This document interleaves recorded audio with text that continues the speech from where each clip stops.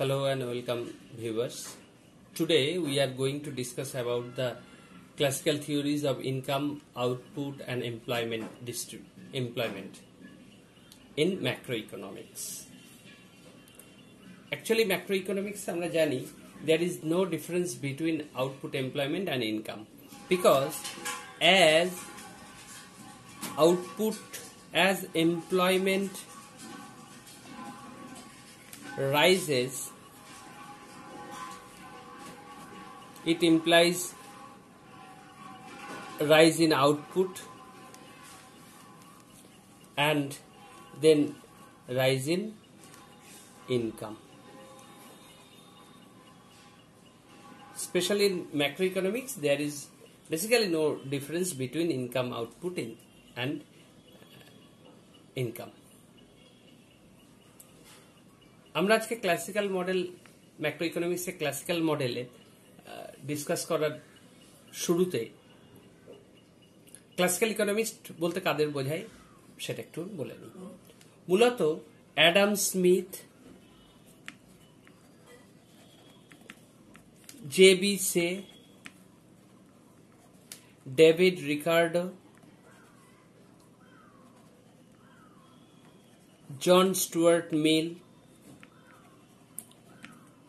প্রমুখ অর্থনীতিবিদ বা ইকোনমিস্টদের আমরা ক্লাসিক্যাল ইকোনমিস্ট বলি। Classical economics dominated the mainstream of economic thinking from the late 18th century until the 1930s.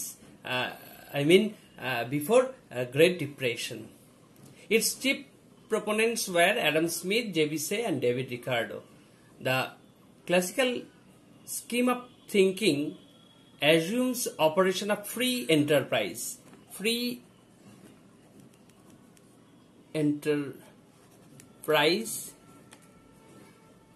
and free price mechanism. Free price mechanism leading to automatic adjustments in all the markets. Markets বলতে মূলত আমরা তিন ধরনের মার্কেটের কথা বলতে পারি। One is labor market or factor market. Another is goods market or product market. And the last one is financial market. Financial market. So there are three types of market, basically factor market, product market and financial market.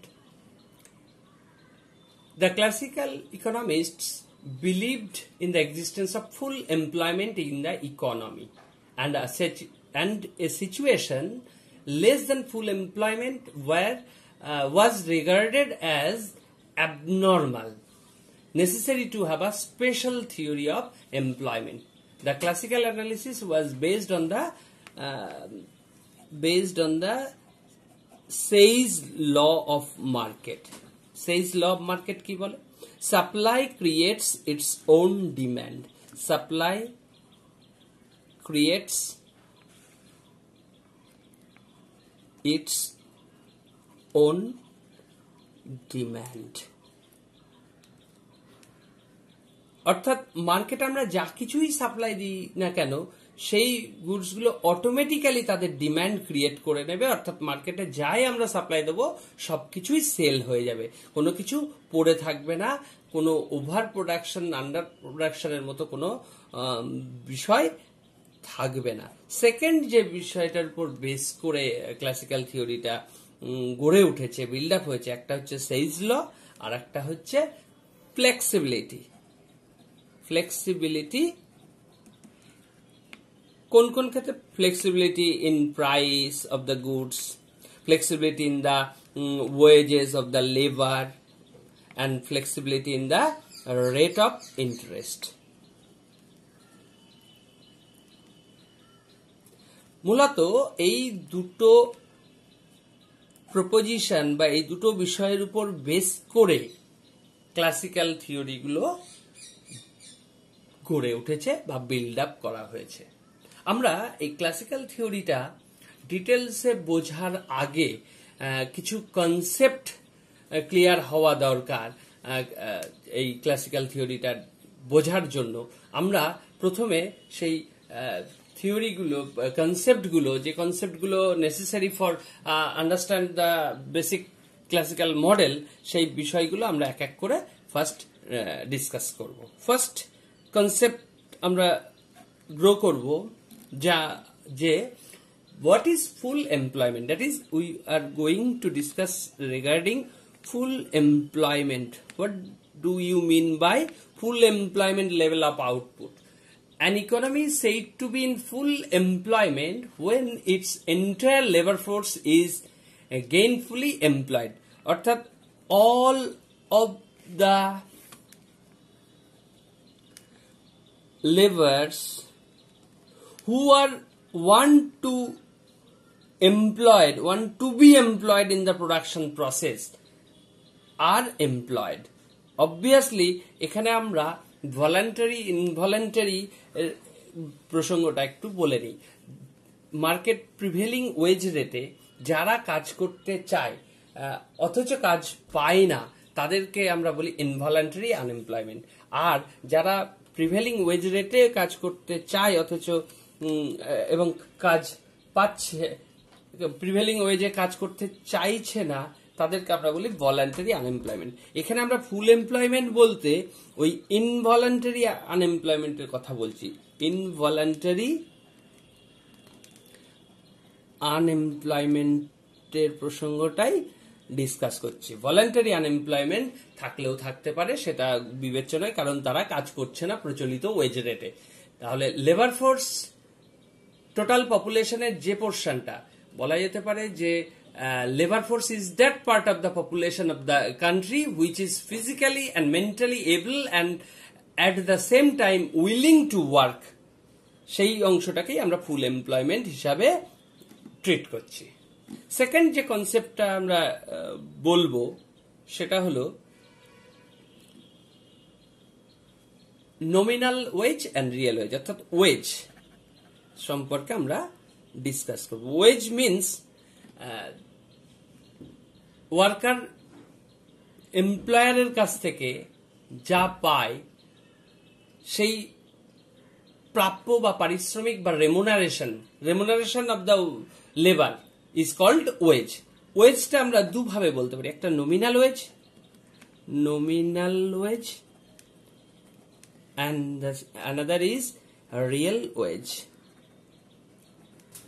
তাহলে nominal wage বলতে আমরা বুঝি যে worker যে টাকাটা বা মানি এমপ্লয়ারের কাছ থেকে পায়, অর্থাৎ nominal wage is that what a worker receives in the form of money. তাহলে মানি ফর্মে লেবার বা ওয়ার্কার এমপ্লয়ারের কাছ থেকে যেটা পাচ্ছে সেটাকে আমরা বলছি মানি ওয়েজ। বাট রিয়েল ওয়েজটা, আচ্ছা রিয়েল ওয়েজটা কি? রিয়েল ওয়েজটা বলছি যখন আমরা নমিনাল ওয়েজ রেটকে প্রাইস লেভেল বা প্রাইস ইন্ডেক্স দিয়ে ডিভাইড করব, price level, then we will get real wage. অর্থাৎ প্রচলিত প্রাইস লেভেলে কোন লেবার যে অ্যামাউন্ট অফ মানি রিসিভ করছে as the remuneration of his work, সেটাকে আমরা বলছি নমিনাল ওয়েজ। আর সেই নমিনাল ওয়েজকে যখন আমরা প্রাইস লেভেল দিয়ে ডিভাইড করব বা প্রাইস ইন্ডেক্সের রেসপেক্টে বের করব, then we will get real wage. Third যে কনসেপ্ট আমরা ডিরাইভ করব সেটা হলো rate of interest. Rate of interest. What is rate of interest? rate of interest is the rate which the lender receives from the borrower in money. অর্থাৎ আমি যদি কাউকে ধার দিই তখন আমরা যাকে ধার দিচ্ছি তার কাছ থেকে যে সুদটা পাই বা যে অর্থটা অতিরিক্ত পাই, যে অর্থটা ধার দিলাম যেটাকে আমরা প্রিন্সিপাল বা মূলধন বলি, তার অতিরিক্ত যেটা পাই সেটাকেই আমরা বলি ইন্টারেস্ট। এখন এই ইন্টারেস্ট রেটটাকে আমরা এইভাবে বলতে পারি real rate of interest. What is real rate of interest? Real rate of interest is the real rate of interest is the rate accruing after adjustment of inflation.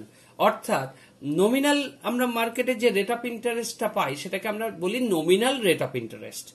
এখন এই নমিনাল রেট অফ ইন্টারেস্ট থেকে যখন inflation রেটটা বাদ দেবো, অর্থাৎ real rate of interest will be obtained by subtracting rate of inflation from nominal rate of interest. Nominal rate of interest থেকে আমরা যখন মাইনাস করব rate of inflation, then we will get real rate of interest. Next যে কনসেপ্টটা আমরা derive করব সেটা হলো VMP and MRP, এই দুটো কনসেপ্ট। ফার্স্ট,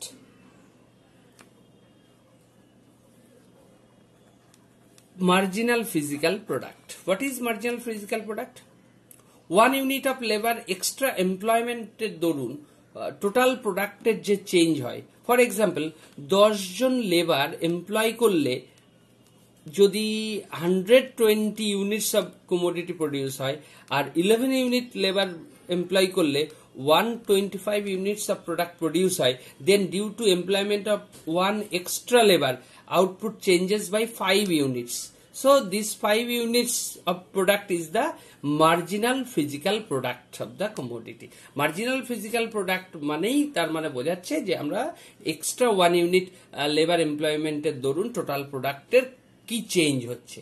এই মার্জিনাল ফিজিক্যাল প্রোডাক্টটা express in terms of goods, যেমন এখানে আমরা পেয়েছি 5 ইউনিটস। ওকে, তা এখন এই মার্জিনাল ফিজিক্যাল প্রোডাক্টটাকে যদি আমরা marginal revenue of the farm যদি দিয়ে মাল্টিপ্লাই করি, গুণ করে দিই, তাহলে আমরা পাবো marginal revenue product of the farm. So marginal revenue product is the product of marginal physical product and marginal revenue of the firm. If we multiply marginal physical product with price of the product, then we will get value of marginal product VMP. So the difference between MRP and VMP is which term is to be multiplied. If we multiply MR with MPP, then we will get MRP. But if we multiply price of the commodity, then we will get VMP. এখন দেখা যাচ্ছে এই দুটোর মধ্যে difference কখন হয় বা কখন এরা ইকুয়াল হয়, এটা এই প্রসঙ্গে আমি একটু বলে দিই। যদি আমরা জানি যে পারফেক্টলি কম্পিটিটিভ মার্কেটে price equals to marginal revenue in a perfectly competitive market. So if we multiply both side MPP, then we can write MPP into P equals to MPP into MR. From this we can write. Now MPP into P means value of marginal product equals to MPP into MR means marginal revenue product. So in a perfectly competitive market, VMP always equals to the MRP. But we know that if there is imperfect competition in the market, that is monopoly হতে পারে, monopolistic competition হতে পারে, oligopoly হতে পারে, এক কথায় perfectly competitive নয়, imperfect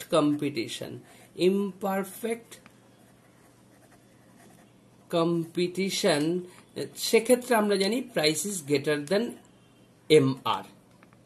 So if we multiply again both side by MPP, then this will be MPP into P, that is VMP. will be greater than sorry, MPP into MR, that is MRP. So in a imperfect competitive market, VMP is always greater than MRP, but in a perfectly competitive market, VMP is always equals to MRP. Okay, এবার fifth concept যাব, aggregate demand আর aggregate supply. What is aggregate demand? Aggregate demand is the total value of final goods and services that all sections of the economy taken together are planning to buy at a given level of income during a period of time. তার মানে aggregate demand indicates করছে আমার total value of the final goods and services, সমস্ত section ইকোনমির সমস্ত সেকশনে total যে goods and services তৈরি হয়েছে তার মানি ভ্যালুটাকেই আমরা বলছি এগ্রিগেট ডিমান্ড।